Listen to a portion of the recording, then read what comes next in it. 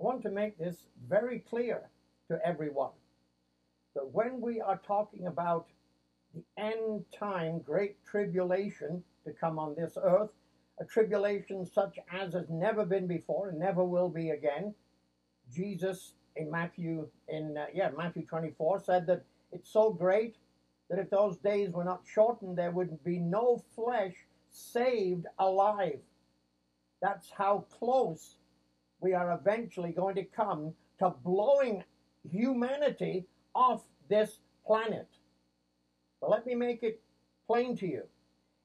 In times like that have been down through history, not as great as the one coming, but in persecution times, there's always been some standing up for the truth of God that are going to be persecuted.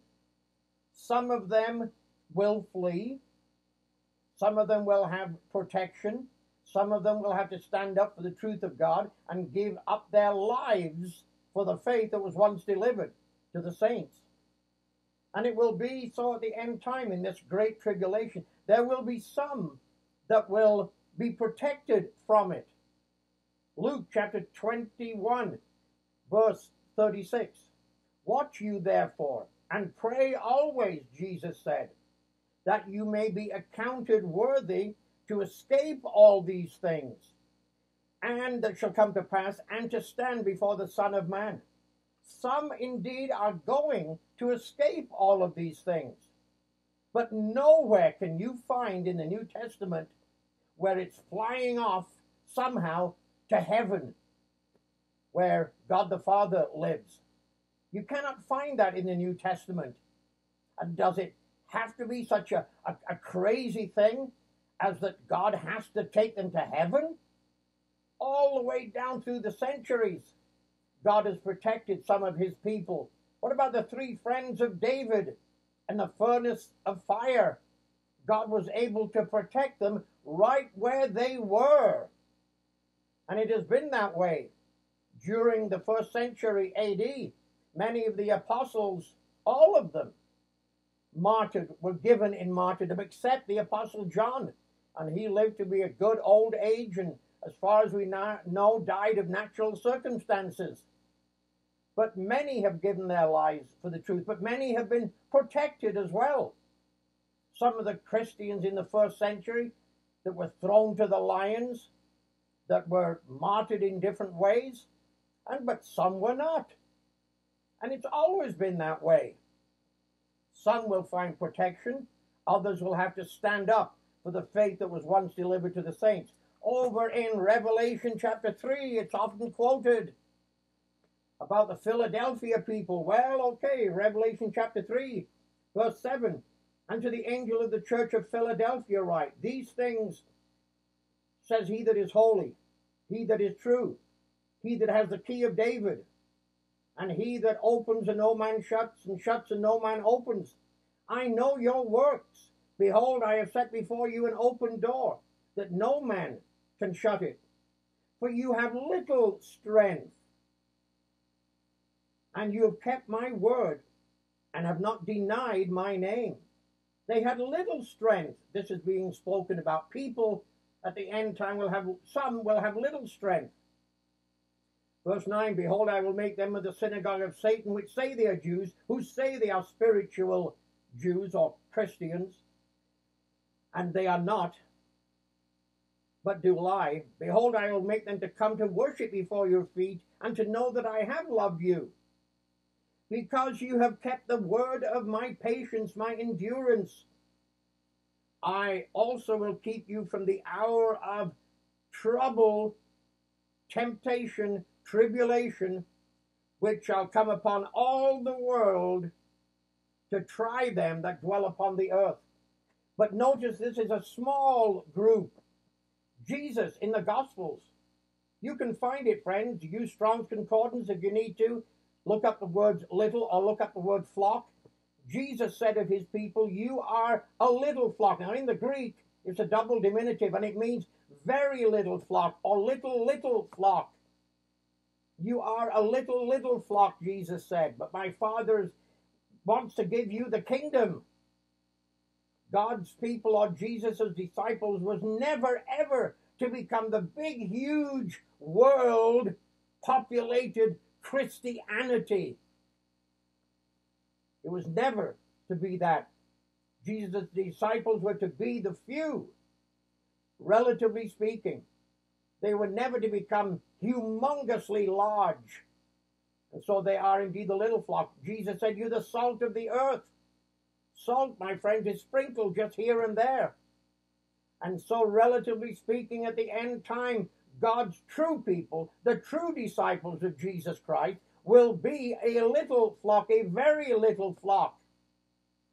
And we've just seen in Revelation chapter 3 that Philadelphia little flock, yes, that small flock, whoever God includes there, he knows who the Philadelphia Christians are in the world at the end time. And indeed, many of those will be, if not all of them, will be spared. They will be protected from the tribulation to come. But as we've seen in history, there are some other of God's people who are not. God always has to have a witness, people to stand up and even give their lives in martyrdom for the truth of God's word. It's always been that way down through the ages, and it will be again at the end time. Yes, the Philadelphia people, whom God knows, will be protected.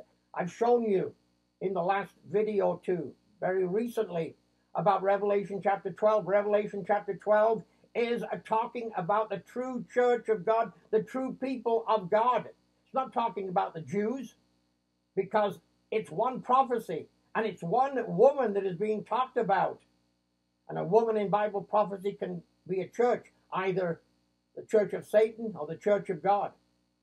And in Revelation chapter 12, it's the church of God. It's the true people of God being talked about.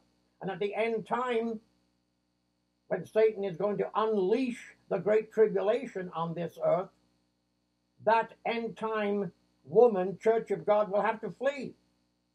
Some will flee to the wilderness, as it's been in past times, into the hills, into the valleys, into the caves, into the forests, and they will find protection, and God will use physical miracles to protect them from the army that Satan sends out to try to get them and kill them. And they will be protected by miraculous miracles that God will use. But he goes on to say that some won't, and Satan goes after them. The people, it says, who keep the commandments of God and have the testimony of Jesus Christ.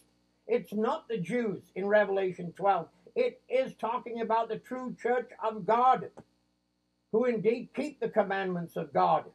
That includes the fourth one.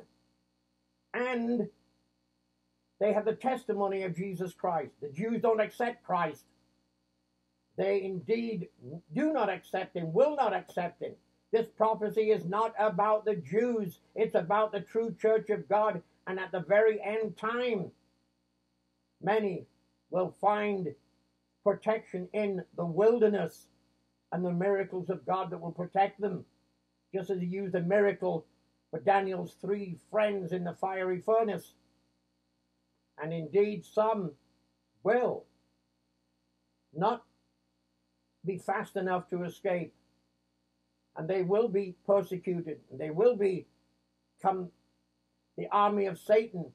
Indeed, will surround them and capture them. And they will have to stand for the truth of God. And some of those will indeed need to give up their lives for the faith that was once delivered as a great witness to the beast power at the end time. A great witness for the truth of God. But yes, there will be many of God's people at that time protected in the wilderness and by the physical power of the eternal God. It isn't anything to do with just Jesus coming secretly and just coming near miss to the earth and wafting them, pulling them all away and taking them back to heaven in a so-called secret rapture. It's nothing to do with that, but it is protection from the Almighty in the wilderness. And so indeed, as Jesus said, pray that you will be accounted worthy to escape all these things that shall come to pass. Study God's word, pray, be diligent, but also indeed be willing that if it has to be, that you will be willing to give your life up for indeed the truths of the eternal God.